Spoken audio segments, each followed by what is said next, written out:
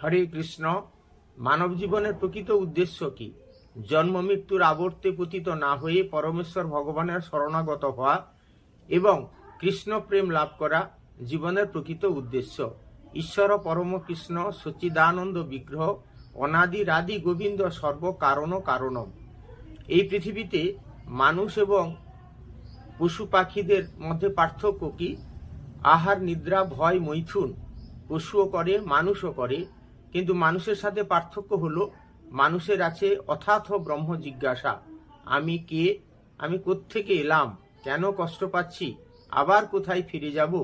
এই প্রশ্নের উত্তর আমাদের কাছেই যদি পেতে হয়, তাহলে আমাদের কৃষ্ণের প্রতি শরণাগত হতে হবে।